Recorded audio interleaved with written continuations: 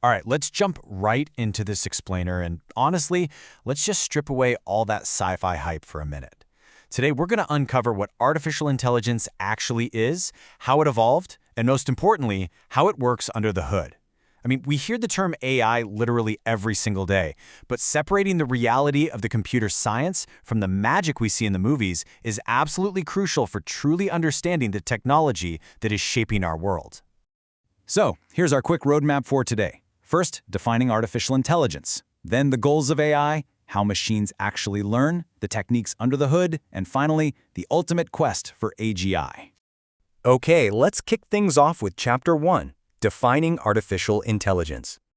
So, at its core, AI isn't some mystical digital brain hovering in cyberspace. It's essentially just software. It's code running on computational systems, actively trying to mimic human cognitive abilities to achieve very specific goals. Whether it's perceiving an environment, making a decision, or solving a puzzle, it's literally all about maximizing the chances of hitting a programmed target. And, AI is absolutely not a new fad. It's actually a decades-long evolution that kicked off way back in 1956. And man, it was not a smooth ride. The field survived multiple AI winters, which were these brutal stretches of deep disappointment and basically zero funding. It really wasn't until 2012 when researchers realized that GPUs, or graphics processing units, could massively accelerate neural networks.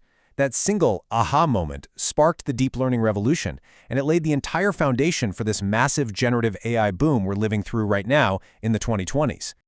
Moving right along to Chapter 2, the goals of AI. So, what do researchers actually want these systems to achieve? Well, things like reasoning, planning, perception, and let me tell you, these are incredibly hard for a machine. Why? Because early AI tried to use rigid step-by-step logical deductions. But in the messy real world, that leads to a combinatorial explosion, basically just way too many possibilities for a machine to calculate in a reasonable time. We humans rely on fast, intuitive judgments, right? Teaching a machine to make that kind of intuitive leap is the absolute core challenge here. To actually navigate the real world, AI relies on concepts like ontology. Basically, this is how we map out common-sense facts so a computer can grasp them. Now, representing everyday common-sense knowledge, stuff you and I know instantly without blinking, like the fact that water is wet or if you drop a glass it's going to shatter, is a surprisingly massive hurdle. Most of our human knowledge just isn't neatly filed away as little facts, which makes it remarkably difficult to program. Here's where it gets tricky. Classical planning assumes an agent has perfect knowledge of its environment. It knows exactly what an action will do. But come on, we live in the real world, and the real world is chaotic. Real-world AI has to constantly make probabilistic guesses. It evaluates a situation, takes an action while totally uncertain of the exact outcome, and then reassesses. It's always just trying to maximize its expected utility. And to ground this in reality, researchers have even tackled social intelligence. Get this, back in the 1990s, they built Kismet. It was an actual physical robot head whose entire purpose was just to recognize and simulate emotions. I mean, trying to get a 90s machine to understand human moods is such a wild, fascinating concept. But it proves that AI isn't just about cold, hard math. It's also about building systems that can navigate the delicate, super complex nuances of human affect, feeling, and expression. All right, Chapter 3, How Machines Actually Learn. So this lays out the core pillars of machine learning, which, believe it or not, has been baked into AI since the very beginning.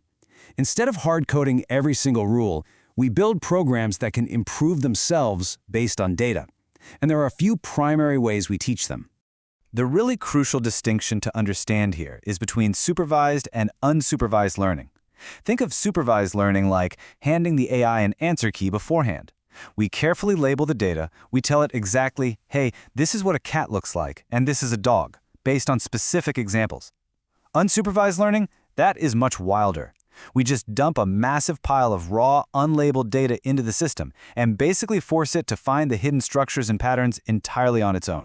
But actually, this brings us to a really fascinating question. When the real world is so unpredictable and the sheer volume of data is astronomically large, how do these systems actually process it all without just completely freezing up? How do they make a choice when the possibilities are intractably large? Well, that question leads us perfectly into Chapter 4, Techniques under the Hood. Because machines obviously can't brute force infinite possibilities, heuristics act as the real heroes of AI search algorithms. Think about an AI playing a game of chess. It can't possibly calculate every single future move until the end of the game. The search space is just way too massive. So it relies on a heuristic.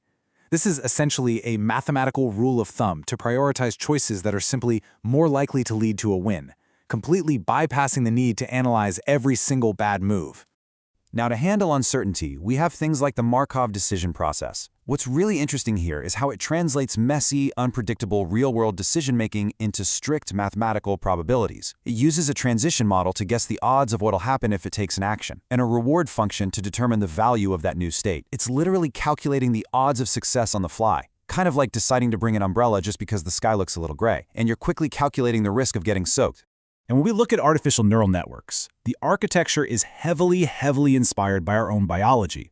Look at how the data flows step by step. It sweeps into the input layer, cascades through these hidden layers of artificial neurons that apply specific mathematical functions and weights, and then bursts out to produce an output. If a node's weight crosses a certain threshold, the signal fires and races to the next layer, which loosely mimics exactly how biological neurons fire in your own brain. The true magic of deep learning is all about those hidden layers. As data moves through, the network progressively extracts higher and higher level features. It is absolutely incredible to see how the first layer might just detect simple light and dark edges. Then, the next layer miraculously pieces those edges together into abstract shapes. And by the final layers, those shapes are instantly recognized as a human face. And it perfects all of this through something called backpropagation, basically constantly adjusting its internal weights backward through the network until it nails the right answer. Finally, let's step back and look at the ultimate destination in Chapter 5, the quest for AGI. Everything we've discussed so far, from chess algorithms to image classifiers, that's all considered narrow AI. It's built for very specific tasks. But tech giants like OpenAI, DeepMind, and Meta, they're chasing something far bigger. The holy grail of computer science, artificial general intelligence, or AGI. This is the monumental concept of a machine possessing true, across-the-board human versatility. This quote captures the absolute pinnacle of this research. It represents a massive paradigm shift. We aren't just talking about a machine that can generate a cool image or summarize a spreadsheet anymore. We're talking about a system shifting from narrow problem-solving to boundless cognitive ability across entirely unrelated domains, exactly like a human being can.